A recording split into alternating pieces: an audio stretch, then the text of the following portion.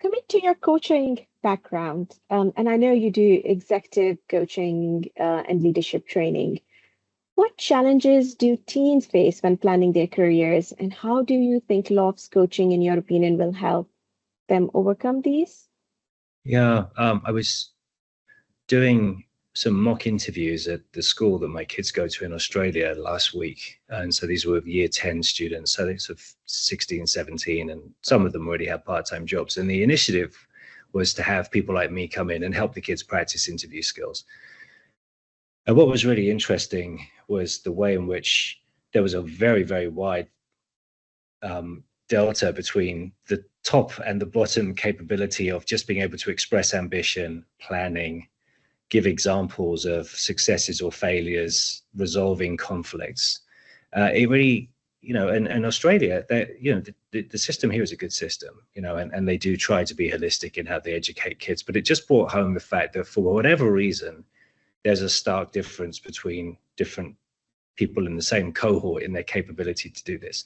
So bringing this to LOF, I think, how do you upskill the people at the bottom end there, at least 50% of the group, so that they are much more competent to think about their own future and then to be able to articulate it, because going back to the context of the interview, how are you going to get a job if you even get offered the interview for it, if you're unable to explain your interests, what you want to be in the future, et cetera, et cetera. Just one example.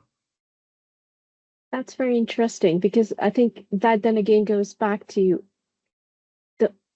you will only succeed in the interview if you really know more about yourself. You're more self-aware in terms of what your strengths are, so that you can really sell your strengths in the interview.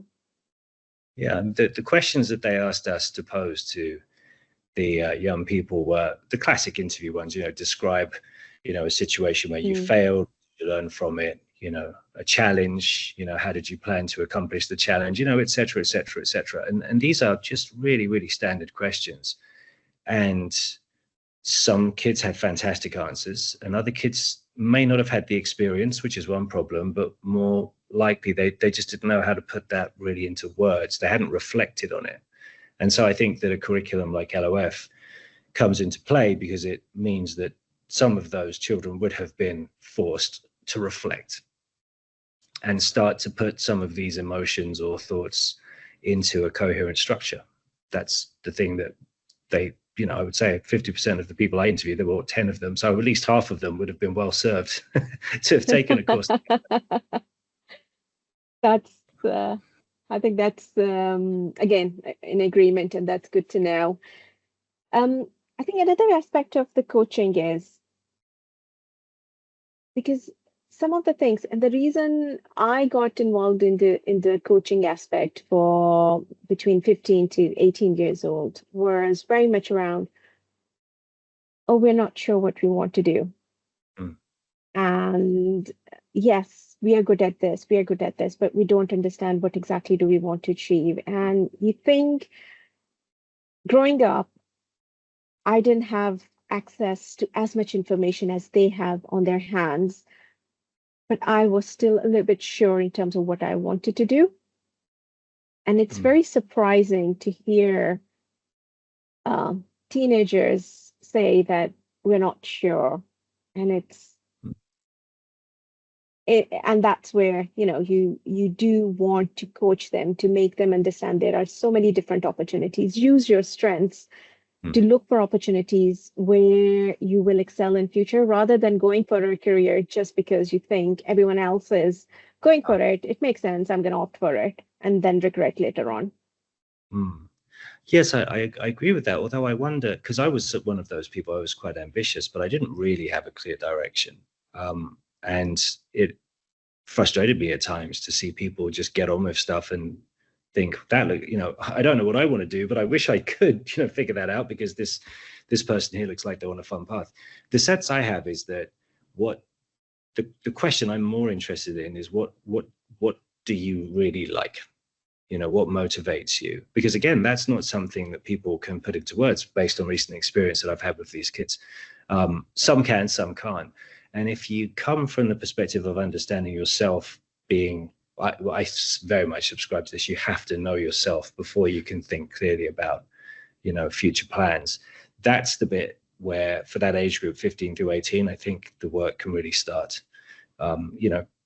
There's lots and lots of information already, self-serving sometimes, to like funnel young people into different careers, but we're not doing them much of a service if we haven't helped them really have the confidence to articulate, no, actually, I like this, rather than everyone seems to think that I should do this, which is an uncomfortable thing for someone who's still young and doesn't really feel like they have a voice, in many cases.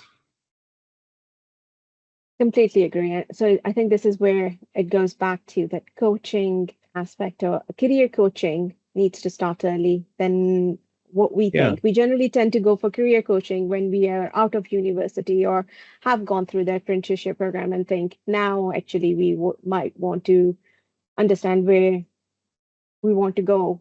But that sometimes is a little bit too late. Career coaching is part two. I mean, referring to the coaching experience, I think just good old-fashioned normal coaching to help understand yourself as a prior step would be valuable. And I'm also reflecting on different cultural environments and thinking about how, certain ethnic minorities, or, the gender issue, in terms of expectation of women and young girls, how they come into play. And that's a thorny issue, but it's a very important one. We've got to get past that and make sure that these, young women or people from different minorities don't feel pigeonholed, and are able to articulate what they'd really like to do, regardless of all of the other pressures that are coming in on them. Yeah.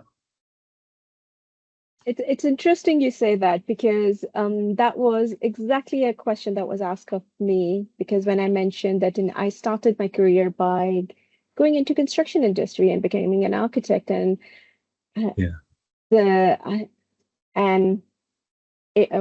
I was asked, how did your parents allow that at that time? And I was like, yes, it was. Wow. And it was, and I said, no, it was a bit of a challenging conversation with my family, because they generally come from like medicine background. Right. But it was very much, yes, okay, fine. If you want to do it, go for it. So I am in agreement in terms of like, and when I look at some of the stats for STEM uptake by girls, and how it's going downwards, the trend is going downwards rather than going upwards, is very scary. Yeah, that's exactly right. So people aren't getting the message. They're not feeling confident enough perhaps to pursue interests. I mean, we really have to go down to the root cause, like what people, what does it mean to them, and what do they understand about their own interests? Otherwise, the funnel will continue to work, taking people in one direction or another.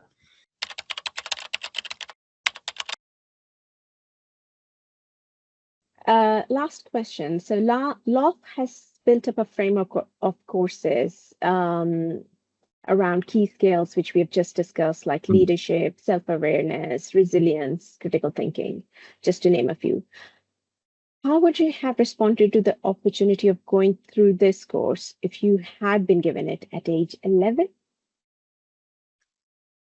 I think it would have been great fun. I think that in a way there was a little bit more of that type of, maybe a traditional version of it. But for example, when I was at school, we still had a lot more PE. And PE was competitive, and there were winners and losers, and it was a more aggressive traditional version, than I see my children have in their recent school years. So I think I had a bit of that, and I always enjoyed it. And I have no doubt that it would have been very, very welcome to round out some of the things, or also identify blind spots. When you're 11, you don't notice this. You just think that it's an interesting counterpoint or something stimulating. So I think that it would be very, very useful. I also like the way that it's tied to a broader standards, because I think it's important for children not to sort of see this as a bit of a, bit of a lark. They need to see it as something meaningful that adds up to something, so that they'll take it seriously. Because otherwise, asking someone to reflect, it's an uncomfortable thing to do. You actually have to, some people do need a little bit of a push. And so it needs to have, the process needs to have an extrinsic motivating factor as well as an intrinsic one for all of the children to benefit from it. So I know I would have enjoyed it because I like that kind of thing, but for all of the kids to really get the message that this is worth concentrating during, then, you know, the frameworks you're putting in and the linkage to the external standards is important. Yeah. Great. So Tom, that was our last question. And thank you so much for joining us today. Any other message that you want to give to our young leaders? Oh, the young leaders absolutely should, you know, go for it, you know, think hard and take action, and you'll learn lots and lots. And Nawal, thank you very much for involving me in the project. It's a real pleasure. Thank you, Tom.